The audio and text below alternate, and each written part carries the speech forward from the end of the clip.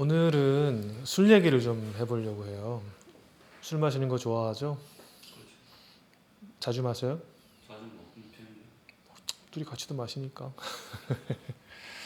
그래서 내가 이제 술을 마시면 좋은 영향도 많이 있고 안 좋은 영향도 많이 있잖아요. 근데 이제 오늘은 술을 마셨을 때 체중에는 어떻게 작용을 할까 그거에 대해서 뭐 조금 얘기를 한번 해보고 싶어요. 술을 마시면 살이 찐다고 알고 있죠? 대체적으로 알고 있죠. 그렇죠? 모든 분들이 다 알고 있는 얘기니까 술을 마시면 살이 왜 찔까요? 좋은 거 아니죠? 그래서 이제 술을 마셨을 때 살이 찌는 게 보통들 상식적으로 뭐 술 자체에도 뭐 칼로리가 있고 또 술과 같이 먹는 마시는 안주들의 칼로리가 들어오니까 당연히 살이 찌겠지. 근데 나는 뭐 그렇게 먹어도 안 쪄 이런 분도 계시고요. 근데 이제 오늘 좀 얘기를 하고 싶은 거는 지금 자기 체중이 약간 과체중이거나 뭐 이런 분들에 이제 해당하는 얘기일 수 있어요. 그럼 술을 마시면은 이제 칼로리 영향으로 이제 체중이 느는 것도 당연히 있겠지만 그 외에도 대략 두 가지 정도 영향이 있는 걸로 전문가분들이 얘기를 합니다. 그 첫 번째 원인이 뭐냐면 알코올 그 자체예요. 알코올이라는 게 몸 안에 들어갔을 때는 특히 간에서 해독을 하잖아요. 간의 입장에서는 1급 독성 물질이라고 해요.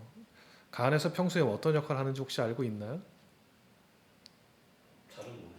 그죠? 간에서 보통 하는 일이 이제 뭐 굉장히 전문가분들 얘기는 좀 많은 것들을 한다고 하는데 뭐 이제 몸에서 생기는 독성 물질도 해독을 하고요. 또 면역에 필요한 것들도 하고 그다음에 지방이나 단백질, 탄수화물 같은 거에 대한 어떤 영양 대사도 하고 하게 되잖아요. 그런데 간의 입장에서 알코올이 몸에 들어오면은 이게 불이 난 거랑 똑같은 거예요. 일단 불부터 꺼야 되기 때문에 이 알코올 대사에 매달려야 돼서 다른 것들은 멈추거나 굉장히 저하된다라는 거예요. 그래서 그 결과로 간의 건강이 보통 안 좋으면 이제 뭐 몸에 이제 부종이 생긴다든가 이런 게 있잖아요. 그래서 술을 마시게 되면은 흔히 얼굴이나 이제 이렇게 붓기도 하고요. 그 다음에 지방이나 이런 단백질 영양 대사가 줄어들기 때문에 당연히 이제 체중이라면 불리하게 작용을 하게 되는 거죠. 그런 영향이 있다라고 하고요. 두 번째 원인은 의외로 술에 들어가 있는 설탕 성분들 때문이에요. 언제부터 왜 그랬는지 모르겠는데 지금 시판되는 술들에 보면은 굉장히 다양한 종류의 당분들이 들어가 있어요. 혹시 그거 알고 있어요? 잘은 모르죠. 그 이제 마트에서 보통 판매되는 술들 뒷부분에 라벨을 한번 읽어보시면 찬찬히 한번 읽어보시면 거기에 의외로 과당이라든가 설탕이라든가 아스파탐, 페닐알라닌, 수크랄로스 이런 것들이 좀 많이 들어가 있어요. 그래서 술에 이렇게 마셨을 때 특히 소주 같은 거 쓴맛을 좀 이렇게 줄여보고 사람들한테 이제 맛을 좀 주려고 이 설탕 성분들이 들어가 있는 것 같은데 다이어트를 해본 분들은 아실 거예요. 그 설탕이나 이제 과당 같은 게 다이어트에는 당연히 그 안 좋은 영향을 준다는 건 다들 알고 있잖아요. 그죠? 근데 술에 들어가 있는 당분하고 다를 게 뭐가 있겠어요. 근데 그것도 어쩌다가 한 번씩 먹는 것 같으면은 뭐 그러려니 하겠는데 이걸 자주 많이 먹는 경우에는 그냥 설탕을 입에다 들이붓는 거랑 비슷한 효과가 발생할 수도 있는 거죠. 그 재밌는 것은 다른 청량음료나 이런 거는 거기에 이제 슈가, 당분이 얼마나 들어가 있는지를 표기를 하게 돼 있는데 술에는 이상하게 그거는 얼마가 들어가는지 표기가 되어 있질 않아요. 그래서 나도 이제 얼마나 들어가는지 알아보려고 굉장히 조사를 많이 해봤는데 결국은 못 찾아냈어요.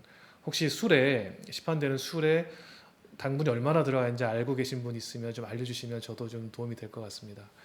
일단은 그 자료는 찾지 못했고 술을 좀 마셔보면 생각보다 많이 답니다. 그런 거 봤을 때 일반 음료나 콜라 종류에 들어가 있는 설탕에 비해서 그렇게 적지 않은 수준이 들어가 있다는 걸 알 수가 있거든요. 그러니까 예를 들면은 다른 청량 음료는 당분을 적게 먹어야 된다고 하면서 안 마시거나 줄여 마시면서 술은 별 생각 없이 마시게 되는 그런 게 있으니까요. 앞으로는 이제 술을 드시기 전에 어떤 성분의 이제 감미료나 이런 것들이 얼마나 들어가 있는지를 한번 보고 마시게 되면은 좀 도움이 되지 않을까 저는 생각을 합니다. 자, 그러면은 이제 원인을 그렇게 봤을 때 그러면은 어떻게 하면은 그래도 조금이라도 술이라는 걸 이제 뭐 사람에 따라 선택인데요. 아예 끊을 수도 있고 좀 덜 마실 수 있는데 그나마 어쩔 수 없이 마시게 되는 경우에 어떻게 하면 조금이라도 좀 건강하게 뭐 술을 마시면서 건강을 따지는 게 조금 이상할 수는 있지만 어떻게 하면 좀 건강하게 마실 수 있을까 생각을 좀 해보면 첫 번째는 이제 알코올의 영향을 줄일 수 있는 방법은 안 마시는 것 방법밖에 없겠죠. 근데 아예 안 마실 수는 없기 때문에 없다고 이제 보통들 생각을 하기 때문에 그 술 마시는 간격을 최대한 띄워주면 간이 이제 쉴 수 있고 이제 쉰 다음에 마시게 되면 그 영향이 좀 줄겠죠. 개인적으로 다 체질이 다르기 때문에 본인한테 체중에 부정적인 영향을 미치는 주량에 대해서는 본인이 한번 파악을 한번 해보시는 것도 도움이 될 것 같습니다. 두 번째는 술에 들어가 있는 이제 당분의 영향에 대한 것인데요. 그 제조 과정에 추가되는 당분이 아예 안 들어가는 술이 있어요.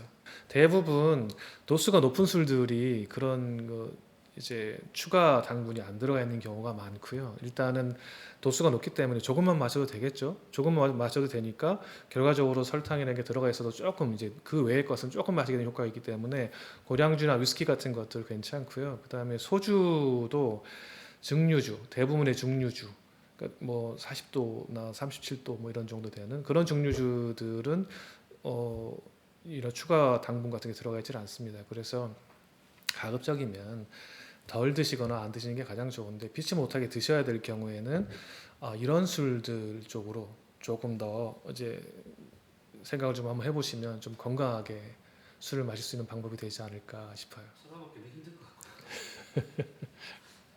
그래요. 그러니까 그렇죠. 일부러 찾아 먹기는 힘들 수 있는데 조금씩 노력을 이렇게 좀 신경을 쓰다 보면은 점점 그쪽으로 이제 저 같은 경우 그렇게 옮겨갔거든요. 그래서 일단은 그렇게 해서 건강에 좀 도움이 되시면 좋겠고요. 이렇게 술에 대해서 말씀드린 중에 첨가되는 당분에 대해서 얘기를 했잖아요. 거기에 보면 설탕 얘기도 했고 과당 얘기도 했고 아스파탐이나 수크랄로스 같은 인공 감미료 같은 얘기도 했는데 그것도 조금 더 이제 알아듣고 들어보면 도움이 되는 정보들이 굉장히 많아요. 그래서 다음번에는 그 얘기를 조금 더 준비해서 한번 나눠봤으면 좋겠습니다. 오늘 들어주셔서 감사합니다. 고맙습니다.